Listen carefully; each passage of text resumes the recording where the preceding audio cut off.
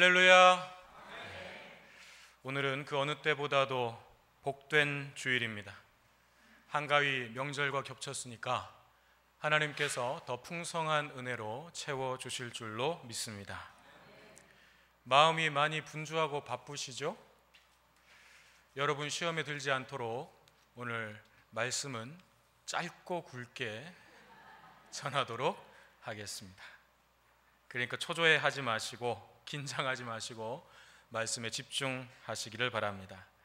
이 시간 우리에게 주시는 영의 양식을 잘 삼키시고 소화시키시고 가셔서 복되고 즐거운 명절 보내게 되시기를 주님의 이름으로 축원합니다.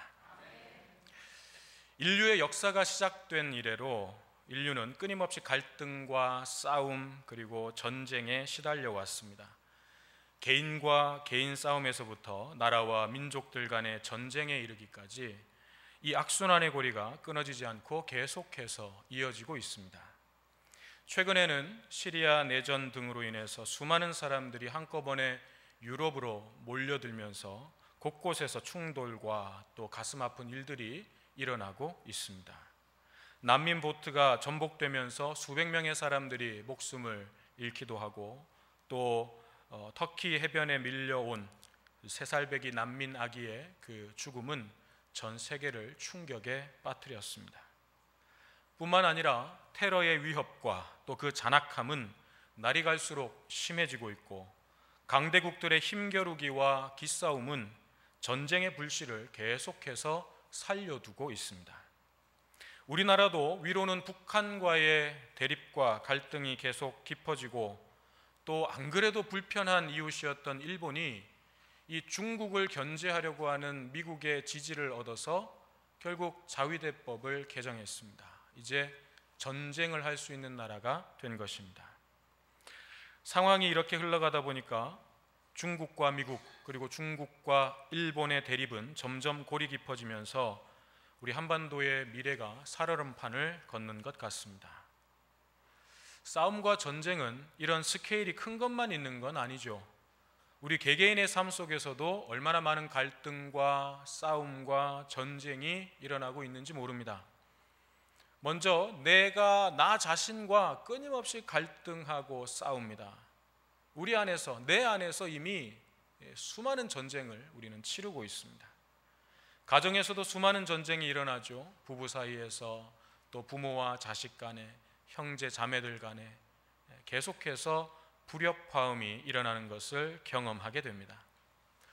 오늘 같은 명절은 즐겁고 행복한 날이어야 되는데 명절 끝나고 나면 또 가슴 아픈 뉴스가 들려올까 봐 참 벌써부터 걱정이 됩니다. 가족들이 함께 모여서 더욱 사랑으로 하나 되고 또 서로 위로하고 서로 격려하고 힘을 얻는 그런 날들이 되어야 되는데 오히려 명절 지내고 나서 갈라지고 깨지는 가정들이 생겨나는 것을 보게 됩니다. 오랜만에 가족들이 모인 행복한 자리가 정말 서로 지울 수 없는 상처를 주고받는 그런 아픈 자리가 되어버리는 것도 보게 됩니다. 이처럼 인류의 역사, 우리의 인생은 갈등과 다툼의 역사이고 그 역사의 연속이라고 해도 과언이 아닐 것입니다. 하지만 하나님께서 본래 창조하셨던 그 모습은 이런 모습이 분명히 아니었습니다. 그 세상은 조화롭고 평화로운 세상이었습니다.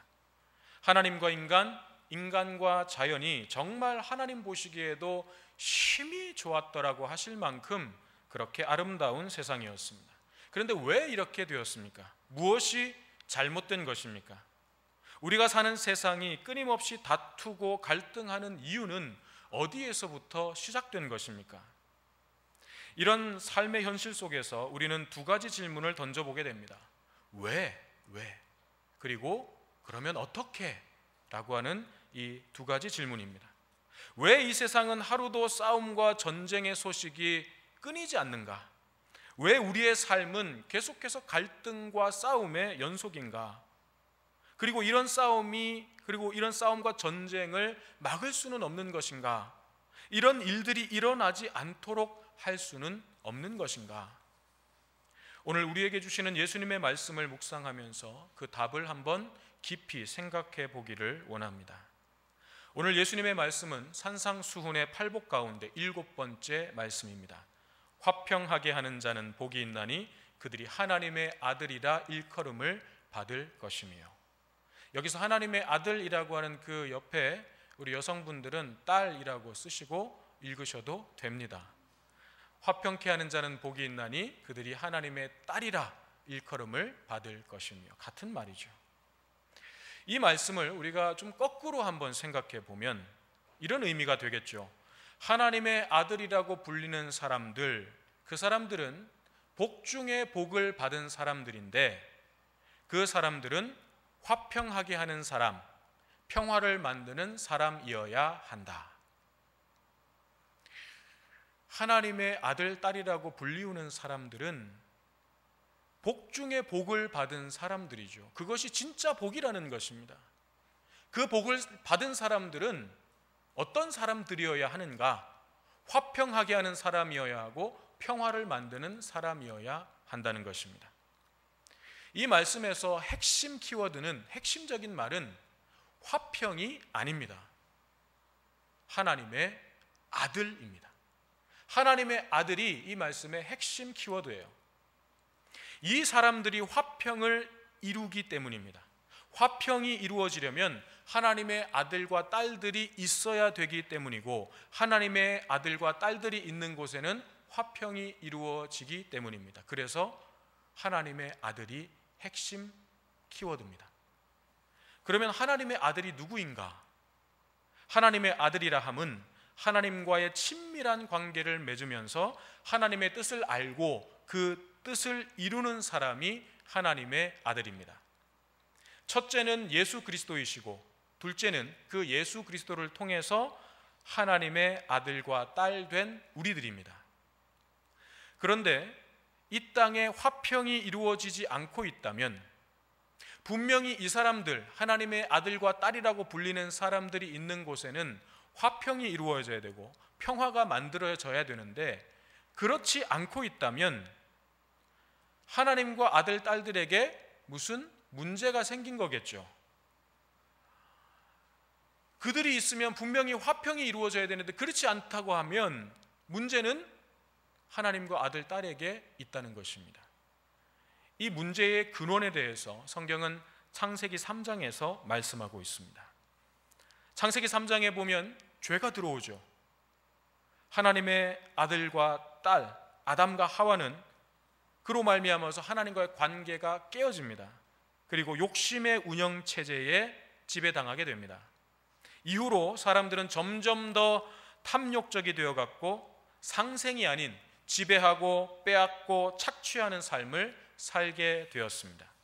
지배당하지 않기 위해서, 빼앗기지 않기 위해서 싸우고 죽이는 비극적인 상황이 멈추지 않고 오늘까지 이루고 있는 것입니다.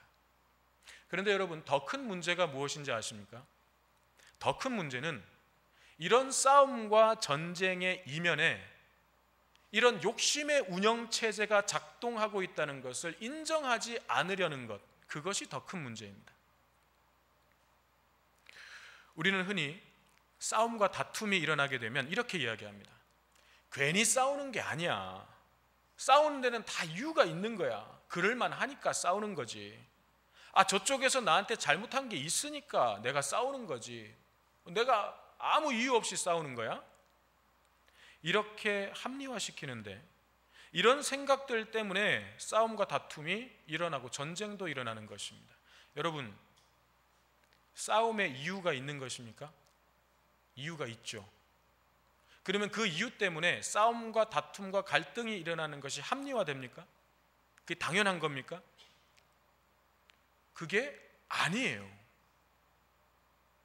아무리 내가 잘못한 것이 없고 나는 일방적으로 당하는 그런 상황이라 할지라도 그 상황 속에서 하나님께서 우리에게 기대하시는 믿음의 반응, 믿음의 삶은 어떤 모습일까? 정당한 이유가 있으니까 나도 같이 맞받아치는 것인가? 그러면 그것으로 인해서 나타난 열매, 결과는 무엇입니까? 싸움과 갈등과 다툼과 분란입니다. 그럼 그걸 하나님께서 우리에게 기대하시는 것인가? 하나님도 그것을 정당한 이유가 있었으니까 묵인하시고 용납하시고 인정하시는가? 절대 아니라는 것입니다. 그러므로 이런 생각들에 속으면 안 됩니다. 괜히 싸우는 게 아니야, 이런 생각들에 속으면 안 되는 것입니다. 이런 생각들의 뿌리가 어디냐 하면 우리 안에 있는 욕심의 운영체제라고 하는 것을 알아야 됩니다. 그러면 어떻게 이 악순환의 고리를 끊어버릴 수 있는가? 어떻게 해야 우리의 삶 속에서 끊임없이 일어나는 갈등과 싸움, 전쟁을 막을 수 있는가? 쉽게 생각하면 더 큰 힘을 가지고 있는 쪽이 힘이 없는 쪽을 제압하고 눌러버리면 됩니다. 꼼짝하지 못하도록 강제적으로 묶어버리면 되는 것입니다. 그러나 그런 방법으로는 인류 역사의 이 악순환의 고리를 끊을 수가 없습니다. 절대로 끊을 수가 없습니다. 왜냐하면 잠시 잠잠해질 수는 있지만 그러나 근본적인 해결을 할 수가 없기 때문입니다. 왜냐하면 더 큰 힘이 나타나기 때문에 그렇습니다. 내가 힘을 가졌습니다. 그래서 나보다 힘이 없는 상대방을 눌렀습니다. 더 이상 싸움은 일어나지 않겠죠? 덤벼들 수 없으니까. 그러면 그렇게 잠잠해진 상태가 계속해서 영원히 이어지는가? 아니죠. 나보다 더 큰 힘을 가진 누군가가 또 등장합니다. 그러면 나는 또 눌리는 것입니다. 내가 눌리면 가만히 있습니까? 거기에 대해서 저항하려고 합니다. 싸우려고 합니다. 이기려고 합니다. 계속해서 끊임없이 반복되는 것입니다. 이것이 인류 역사를 통해서 흘러온 소위 제국의 역사라고 하는 것입니다. 하나님께서는 이처럼 죄로 인해서 하나님과 화평을 누리지 못하는 인간들과 그 인간들의 욕심 때문에 신음하는 피조세계를 본래의 모습으로 회복시키기 위해서 구원의 역사를 시작하셨습니다. 그런데 하나님은 예수 그리스도를 이 땅에 보내시면서 하나님의 권능과 그 하나님의 무한한 힘으로 인간을 굴복시키시고 꼼짝 못하게 하시는 방법으로 구원을 이루시지 않았습니다. 그것은 세상의 방식이고 욕심의 운영체제에 속하는 것이기 때문입니다. 하나님은 이 욕심이라고 하는 바이러스에 감염된 세상에 독생자 예수의 십자가라고 하는 그 백신 주사를 딱 꽂으시고 사랑과 섬김이라고 하는 치유약을 처방해 주셨습니다. 다른 것으로는 치유될 수 없다는 것입니다. 그래서 독생자 예수님의 십자가를 이 땅에 꽂으셨고 그 십자가를 통해서 사랑과 섬김을 흘려보내는 것, 그것만이 이 병든 세상과 병든 마음을 치유할 수 있다고 처방해 주신 것입니다. 더 크고 더 강력한 칼과 창으로 굴복시키고 제압하시는 것이 아니라 오히려 욕심과 시기심과 미움의 그 칼과 창을 온몸으로 껴안으시고 자기 생명을 희생제물로 내어주심으로써 싸움과 전쟁의 악순환의 고리를 단번에 끊어버리신 것입니다. 이로써 우리는 화목제물이 되어주신 예수님을 통해서 하나님과의 관계가 회복되고 화평하게 되었습니다. 다시 하나님의 아들과 딸이 된 것입니다. 하나님 밖에 있었던 우리가 이제 하나님 안에 거하게 된 것입니다. 이런 우리를 향해서 하나님께서 말씀하십니다. 고린도후서 5장 18절 19절 말씀인데 우리가 주보에 성경 봉독했던 말씀입니다. 주보를 한번 눈으로 보시기 바랍니다. 모든 것이 하나님께로서 났으며 그가 그리스도로 말미암아 우리를 자기와 화목하게 하시고 또 우리에게 화목하게 하는 직분을 주셨으니 곧 하나님께서 그리스도 안에 계시사 세상을 자기와 화목하게 하시며 그들의 죄를 그들에게 돌리지 아니하시고 화목하게 하는 말씀을 우리에게 부탁하셨느니라. 아멘. 하나님께서는 이제 하나님과 화목하게 되어서 하나님의 아들과 딸이 된 우리에게 화목하게 하는 직분을 주셨습니다. 화목하게 하는 임무를 주셨습니다. 예수님께서 우리를 하나님과 화평하게 하신 것처럼 우리도 그렇게 하라고 말씀하십니다. 이것이 세상을 치유하시고 회복시키는 하나님의 방법입니다. 다시 말하면 이런 방식인 거예요. 예수님은 나를 하나님과 화평하게 하셨습니다. 거기에서 나는 참된 평화를 맛보고 누리게 됩니다. 그러면 나는 사람과 사람들의 관계 속에 뛰어들어서 거기에서 화평하게 하는 임무를 충실하게 수행하는 것입니다. 그런 나의 모습을 보고 아직 하나님과 화평하지 않은 한 사람이 예수님께 나아옵니다. 그 사람도 예수님을 통해서 하나님과 화평을 이루고 그 하나님의 평화를 누리게 됩니다. 그러면 이 사람도 자기가 속해 있는 모든 인간관계 속에 들어가서 화평하게 하는 임무를 수행합니다. 한 사람을 통해서 한 명씩이라도 이렇게 화평하게 하는 자가 될 수 있다면 최소한 내가 살아가는 삶의 영역, 내가 서 있는 삶의 자리에서는 싸움과 전쟁을 막을 수 있지 않겠습니까? 이런 삶이 한 명, 두 명 늘어갈 때에 우리가 사는 이 세상에 더 큰 싸움과 전쟁도 막을 수 있지 않겠습니까? 제가 너무 순진한 생각을 하는 걸까요? 이론적으로는 가능하겠지만 현실적으로는 도저히 불가능한 공상소설을 쓰고 있는 것일까요? 저는 결코 아니라고 생각합니다. 불가능하기 때문에 안 되는 것이 아니라 안 하기 때문에 안 되는 것입니다. 우리는 이 싸움과 전쟁을 계속해서 이어가려고 합니다. 우리의 마음속에는 이 싸움을 끝낼 마음이 없습니다. 이 싸움을 중단할 마음이 없는 거예요. 이번에 졌으면 다음에는 내가 반드시 복수하리라. 내가 이번에 당한 것 합쳐서 2배로 내가 갚아주리라. 이를 갈면서 기회를 노리는 것입니다. 이 방법은 안 통하니까 다음에는 내가 다른 방법을 써서 반드시 이기리라. 우리는 이 전쟁과 싸움을 끝낼 마음이 없습니다. 여러분 가만히 한번 생각해 보십시오. 여러분의 가정에서, 일터에서, 학교에서 지금도 일어나고 있는 이 싸움과 전쟁을 막으려고 마음먹으면 막을 수 있을까요? 없을까요? 막을 수 있습니다. 어젯밤이나 혹은 오늘 아침에도 혹시 전쟁 치르고 오신 분들 계십니까? 그 전쟁 막으시려고 마음먹으셨으면 막으실 수도 있지 않았을까요? 예를 들면 모든 것을 그냥 내 잘못으로 받아들이고 내가 용서를 구하면 싸움이 일어날 일이 없지 않겠습니까? 전쟁은 거기서 끝나지 않겠습니까? 내가 예수님과 함께 십자가에서 죽어버리면, 내가 예수님과 함께 십자가에 못 박혀서 죽어버리면 나를 찌르는 칼과 창에도 내가 반응을 할 수가 없잖아요.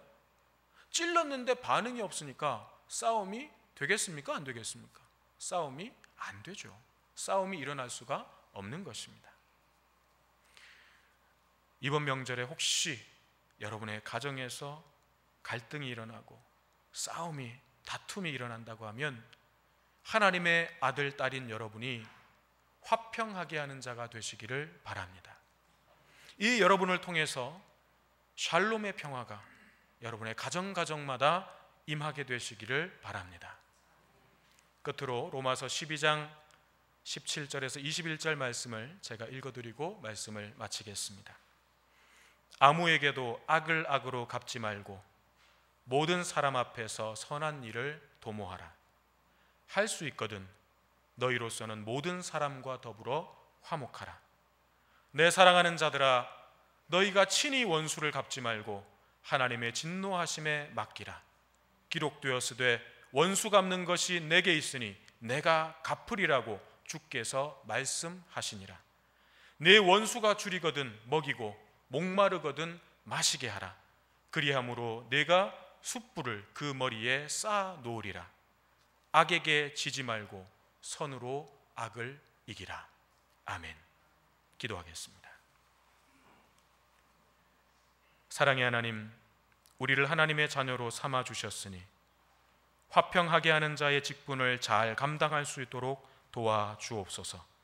우리의 가정에, 일터에, 학교에 평화를 심도록 도와주옵소서. 예수님의 이름으로 기도드립니다. 아멘.